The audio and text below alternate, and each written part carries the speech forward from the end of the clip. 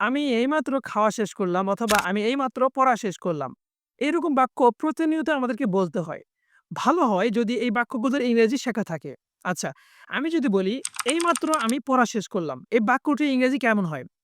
I have just finished reading. I have just finished reading.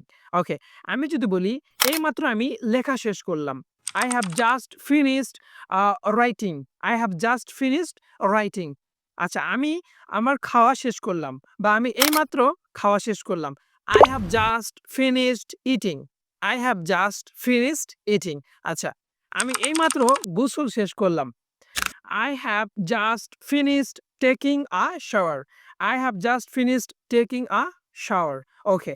তো তাহলে এই আমি এইমাত্র কোনো কিছু শেষ করলাম, এই বাক্যগুলির স্ট্রাকচার এমন হয় I have just finished plus ভার্বের সঙ্গে আইএনজি। যেমন আমি এইমাত্র আমার কাজ শেষ করলাম। I have just finished working. I have just finished working. আচ্ছা।